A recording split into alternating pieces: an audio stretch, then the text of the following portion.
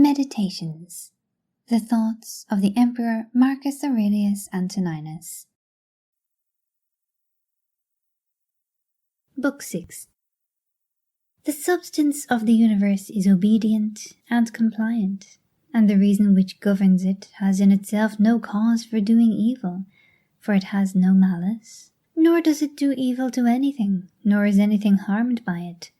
But all things are made and perfected according to this reason. Let it make no difference to thee whether thou art cold or warm, if thou art doing thy duty, and whether thou art drowsy or satisfied with sleep, and whether ill spoken of or praised, and whether dying or doing something else. For it is one of the acts of life, this act by which we die. It is sufficient then in this act also to do well what we have in hand. Look within. Let neither the peculiar quality of anything nor its value escape thee. All existing things soon change, and they will either be reduced to vapour, if indeed all substance is one, or they will be dispersed. The reason which governs knows what its own disposition is, and what it does, and on what material it works. The best way of avenging thyself is not to become like the wrongdoer. Take pleasure in one thing and rest in it, in passing from one social act to another social act, thinking of God. The ruling principle is that which rouses and turns itself, and while it makes itself such as it is, and such as it wills to be, it also makes everything which happens appear to itself to be such as it wills. In conformity to the nature of the universe, every single thing is accomplished, for certainly it is not in conformity to any other nature that each thing is accomplished, either a nature which externally comprehends this, or a nature which is comprehended within this nature, or a nature external and independent of this. The universe is either a confusion and a mutual involution of things and a dispersion, or it is unity and order and providence. If it is then the former, why do I desire to tarry in such a fortuitous combination of things and such a disorder? And why do I care about anything else than how I shall at last become earth? And why am I disturbed? For the dispersion of my elements will happen whatever I do. But if the other supposition is true, I venerate, and I am firm, and I trust in him who governs. When thou hast been compelled by circumstances to be disturbed in a manner, quickly return to thyself, and do not continue out of tune longer than the compulsion lasts, for thou wilt have more mastery over the harmony by continually recurring to it. If thou hadst a stepmother and a mother at the same time, thou wouldst be dutiful to thy stepmother, but still thou wouldst constantly return to thy mother. Let the court and philosophy now be to thee stepmother and mother. Return to philosophy frequently, and repose in her, through whom what thou meetest with in the court appears to thee tolerable, and thou appearest tolerable in the court. When we have meat before us and such eatables, we receive the impression that this is the dead body of a fish, and this is the dead body of a bird or of a pig, and again that this Falernian is only a little grape juice, and this purple robe some sheep's wool dyed with the blood of a shellfish. Such then are these impressions, and they reach the things themselves and penetrate them, and so we see what kind of things they are. Just in the same way ought we to act all through life, and where there are things which appear most worthy of our approbation, we ought to lay them bare, and look at their worthlessness, and strip them of all the words by which they are exalted. For outward show is a wonderful perverter of the reason, and when thou art most sure that thou art employed about things worth thy pains, it is then that it cheats thee most. Consider then what Crates says of Xenocrates himself. Most of the things which the multitude admire are referred to objects of the most general kind, those which are held together by cohesion or natural organization, such as stones, wood, fig trees, vines, olives.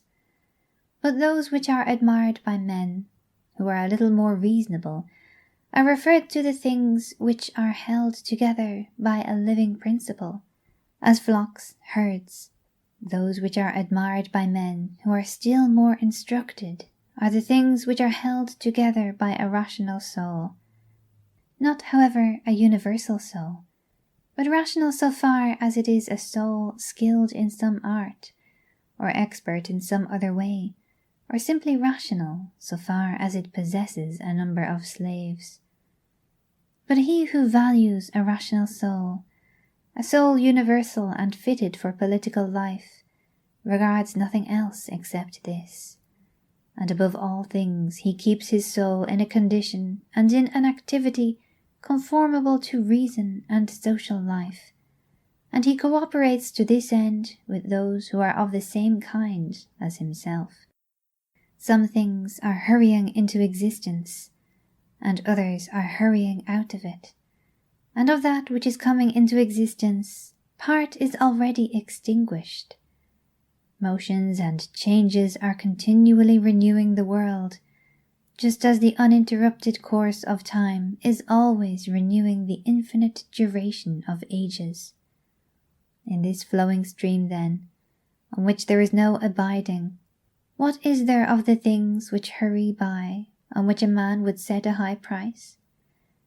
It would be just as if a man should fall in love with one of the sparrows which fly by, but it has already passed out of sight. Something of this kind is the very life of every man, like the exhalation of the blood and the respiration of the air.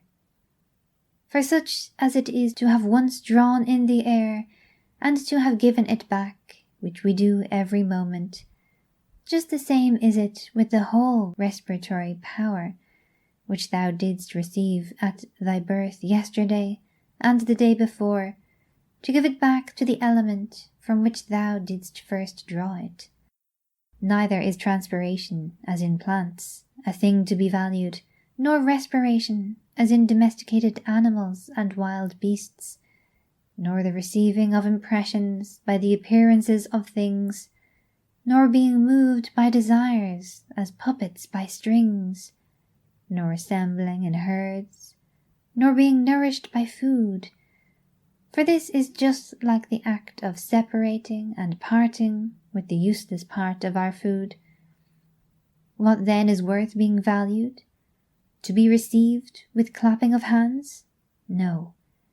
Neither must we value the clapping of tongues, for the praise which comes from the many is a clapping of tongues. Suppose then that thou hast given up this worthless thing called fame. What remains that is worth valuing? This, in my opinion, to move thyself and to restrain thyself in conformity to thy proper constitution, to which end both all employments and arts lead. For every art aims at this, that the thing which has been made should be adapted to the work for which it has been made, and both the vine planter, who looks after the vine, and the horse breaker, and he who trains the dog, seek this end. But the education and the teaching of youth aim at something. In this, then, is the value of the education and the teaching. And if this is well, thou wilt not seek anything else. Wilt thou not cease to value many other things too? Then thou wilt be neither free nor sufficient for thy own happiness, nor without passion. For of necessity thou must be envious, jealous, and suspicious of those who can take away those things, and plot against those who have that which is valued by thee. Of necessity a man must be altogether in a state of perturbation who wants any of these things, and besides he must often find fault with the gods. but to reverence and honour thy own mind will make thee content with thyself, and in harmony with society, and in agreement with the gods, that is, praising all that they give and have ordered. Above, below, all around are the movements of the elements, but the motion of virtue is in none of these. It is something more divine, and advancing by a way hardly observed, it goes happily on its road. How strangely men act! They will not praise those who are living at the same time, and living with themselves, but to be themselves praised by posterity, and by those whom they have never seen nor ever will see. This they set much value on, but this is very much the same as if thou shouldst be grieved, because those who have lived before thee did not praise thee. If a thing is difficult to be accomplished by thyself, do not think that it is impossible for man. But if anything is possible for man, and conformable to his nature, think that this can be attained by thyself too. In the gymnastic exercises, suppose that a man has torn thee with his nails, and by dashing against thy head has inflicted a wound. Well, we neither show any signs of vexation, nor are we offended, nor do we suspect him afterwards as a treacherous fellow, and yet we are on our guard against him, not however as an enemy, nor yet with suspicion, but we quietly get out of his way. Something like this let thy behaviour be in all the other parts of life. Let us overlook many things in those who are like antagonists in the gymnasium. For it is in our power, as I said, to get out of the way, and to have no suspicion nor hatred. If any man is able to convince me and show me that I do not think or act right, I will gladly change, for I seek the truth by which no man was ever injured. But he is injured who abides in his error and ignorance. I do my duty. Other things trouble me not, for they are either things without life, or things without reason, or things that have rambled and know not the way. As to the animals which have no reason, and generally all things and objects, do thou, since thou hast reason and they have none, make use of them with a generous and liberal spirit. But towards human beings, as they have reason, behave in a social spirit, and on all occasions call on the gods, and do not perplex thyself about the length of time in which thou shalt do this, for even 3 hours so spent are sufficient. Alexander the Macedonian and his groom by death were brought to the same state, for either they were received among the same seminal principles of the universe, or they were alike dispersed among the atoms. Consider how many things in the same indivisible time take place in each of us, things which concern the body, and things which concern the soul, and so thou wilt not wonder if many more things, or rather all things which come into existence in that which is the one and all, which we call cosmos, exist in it at the same time. If any man should propose to thee the question, how the name Antoninus is written, wouldst thou, with a straining of the voice, utter each letter? What then if they grow angry? Wilt thou be angry too? Wilt thou not go on with composure and number every letter? Just so, then, in this life also remember that every duty is made up of certain parts. These it is thy duty to observe, and without being disturbed or showing anger towards those who are angry with thee, go on thy way and finish that which is set before thee. How cruel it is not to allow men to strive after the things which appear to them to be suitable to their nature and profitable, and yet in a manner thou dost not allow them to do this, when thou art vexed because they do wrong. For they are certainly moved towards things because they suppose them to be suitable to their nature and profitable to them. But it is not so. Teach them then, and show them without being angry. Death is a cessation of the impressions through the senses, and of the pulling of the strings which move the appetites, and of the discursive movements of the thoughts, and of the service to the flesh. It is a shame for the soul to be first to give way in this life, when thy body does not give way.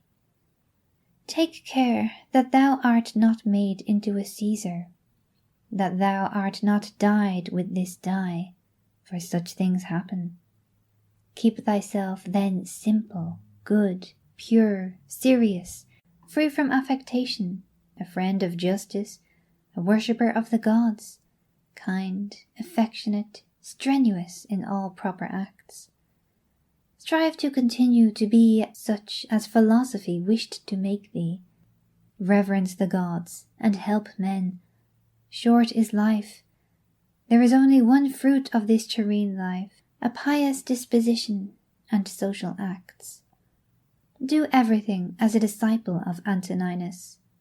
Remember his constancy in every act which was conformable to reason, and his evenness in all things, and his piety, and the serenity of his countenance, and his sweetness, and his disregard of empty fame, and his efforts to understand things, and how he would never let anything pass without having first most carefully examined it and clearly understood it, and how he bore with those who blamed him unjustly without blaming them in return, how he did nothing in a hurry, and how he listened not to calumnies, and how exact an examiner of manners and actions he was, and not given to reproach people, nor timid, nor suspicious, nor a sophist, and with how little he was satisfied, such as lodging, bed, dress, food,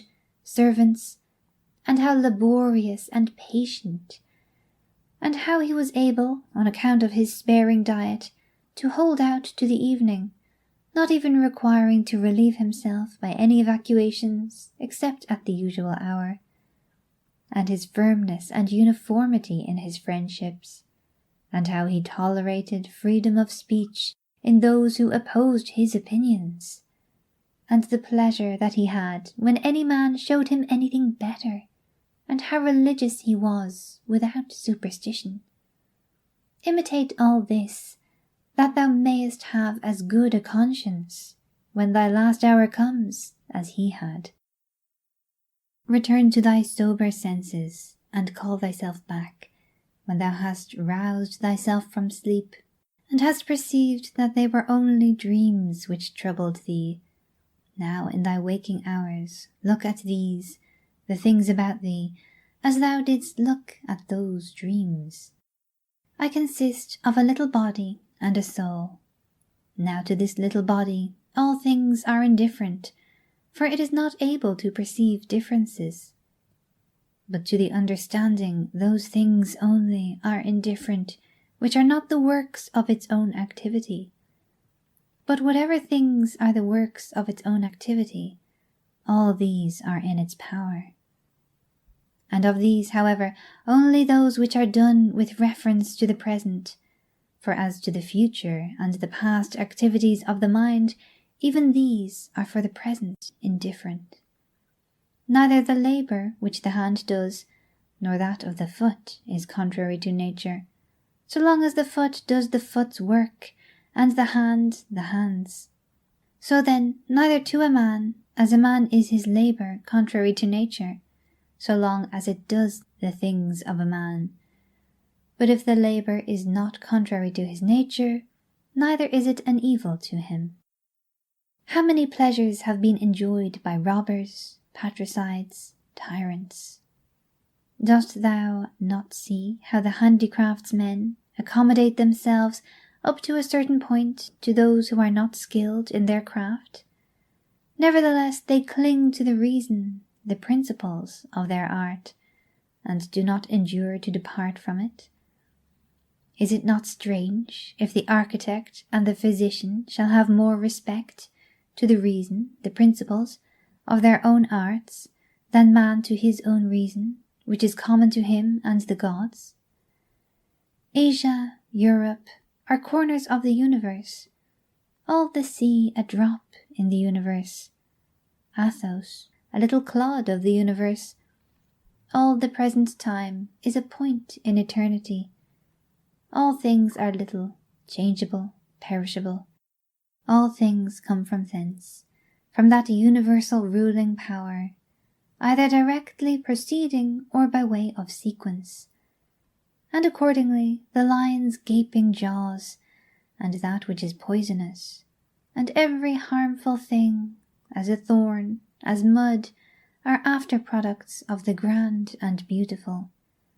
Do not then imagine that they are of another kind from that which thou dost venerate, but form a just opinion of the source of all. He who has seen present things has seen all, both everything which has taken place from all eternity, and everything which will be for time without end, for all things are of one kin and of one form. Frequently consider the connection of all things in the universe, and their relation to one another. For in a manner all things are implicated with one another, and all in this way are friendly to one another, for one thing comes in order after another, and this is by virtue of the active movement and mutual conspiration and the unity of the substance.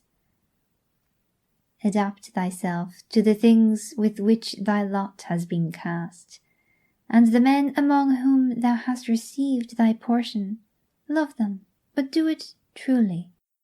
Every instrument, tool, vessel, if it does that for which it has been made, is well, and yet he who made it is not there.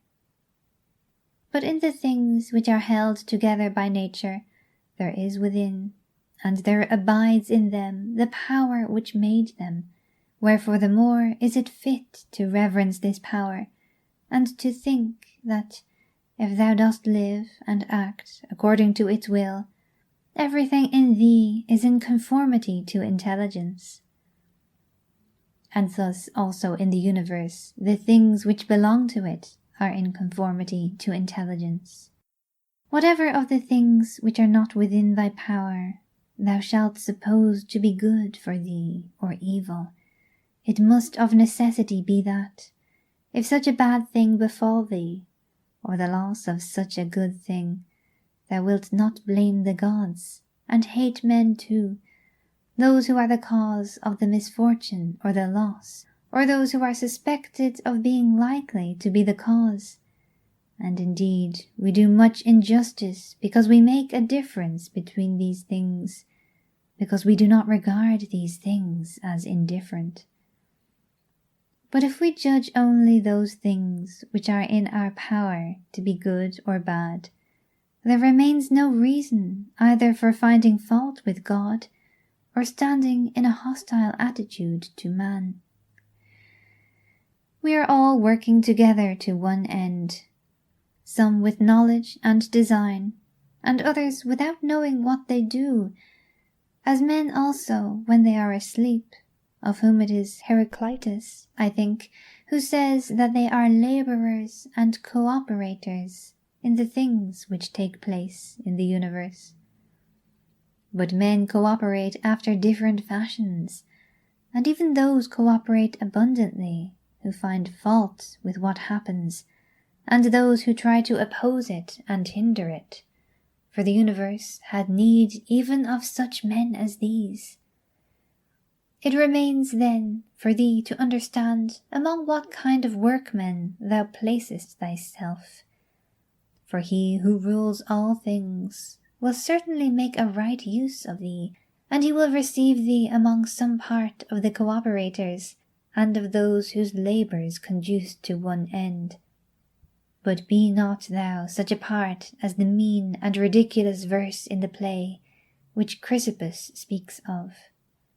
Does the sun undertake to do the work of the rain, or Aesculapius the work of the fruit-bearer, the earth? And how is it with respect to each of the stars? Are they not different, and yet they work together to the same end? If the gods have determined about me, and about the things which must happen to me, they have determined well, for it is not easy even to imagine a deity without forethought. And as to doing me harm, why should they have any desire towards that? For what advantage would result to them from this, or to the whole, which is the special object of their providence? But if they have not determined about me individually, they have certainly determined about the whole at least, and the things which happen by way of sequence in this general arrangement I ought to accept with pleasure, and to be content with them. But if they determine about nothing, which it is wicked to believe, or if we do believe it, let us neither sacrifice, nor pray, nor swear by them, nor do anything else which we do as if the gods were present and lived with us. But if, however, the gods determine about none of the things which concern us, I am able to determine about myself, and I can inquire about that which is useful, and that is useful to every man which is conformable to his own constitution and nature. But my nature is rational and social, and my city and country, so far as I am Antoninus, is Rome, but so far as I am a man, it is the world. The things then which are useful to these cities are alone useful to me. Whatever happens to every man, this is for the interest of the universal. This might be sufficient. But further thou wilt observe this also as a general truth, if thou dost observe that whatever is profitable to any man is profitable also to other men. But let the word profitable be taken here in the common sense, as said of things of the middle kind, neither good nor bad. As it happens to thee in the amphitheatre and such places, that the continual sight of the same things and the uniformity make this spectacle wearisome, so it is in the whole of life. For all things above, below, are the same and from the same. How long then? Think continually that all kinds of men and all kinds of pursuits and of all nations are dead, so that thy thoughts come down even to Philistion and Phoebus and Origanion. Now turn thy thoughts to the other kinds of men.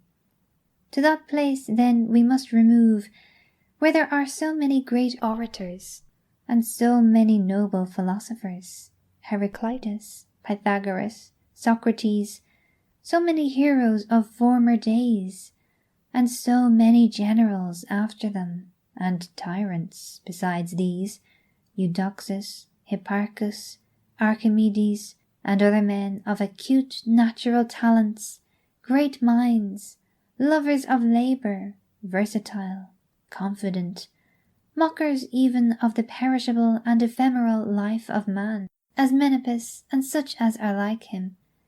As to all these, consider that they have long been in the dust. What harm then is this to them, and what to those whose names are altogether unknown? One thing here is worth a great deal, to pass thy life in truth and justice, with a benevolent disposition even to liars and unjust men.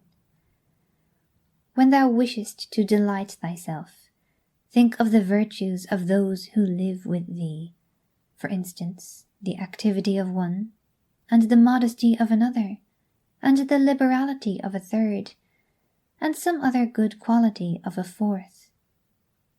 For nothing delights so much as the examples of the virtues, when they are exhibited in the morals of those who live with us, and present themselves in abundance, as far as is possible, wherefore we must keep them before us.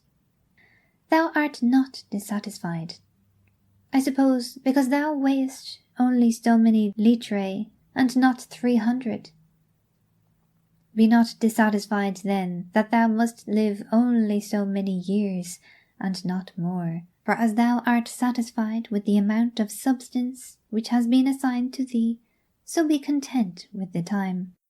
Let us try to persuade them, but act even against their will, when the principles of justice lead that way. If, however, any man, by using force, stands in thy way, betake thyself to contentment and tranquillity, and at the same time employ the hindrance towards the exercise of some other virtue, and remember that thy attempt was with a reservation, conditionally, that thou didst not desire to do impossibilities. What then didst thou desire? Some such effort as this. But thou attainest thy object, if the things to which thou wast moved are not accomplished. He who loves fame considers another man's activity to be his own good, and he who loves pleasure his own sensations. But he who has understanding considers his own acts to be his own good. It is in our power to have no opinion about a thing, and not to be disturbed in our soul, for things themselves have no natural power to form our judgments. Accustom thyself to attend carefully to what is said by another, and as much as it is possible, be in the speaker's mind. That which is not good for the swarm, neither is it good for the bee. If sailors abused the helmsman, or the sick the doctor, would they listen to anybody else? Or how could the helmsman secure the safety of those in the ship, or the doctor the health of those whom he attends? How many together with whom I came into the world are already gone out of it? To the jaundiced, honey tastes bitter, and to those bitten by mad dogs water causes fear, and to little children the ball is a fine thing. Why then am I angry? Dost thou think that a false opinion has less power than the bile in the jaundiced, or the poison in him who is bitten by a mad dog? No man will hinder thee from living according to the reason of thy own nature. Nothing will happen to thee contrary to the reason of the universal nature. What kind of people are those whom men wish to please, and for what objects, and by what kind of acts? How soon will time cover all things, and how many it has covered already?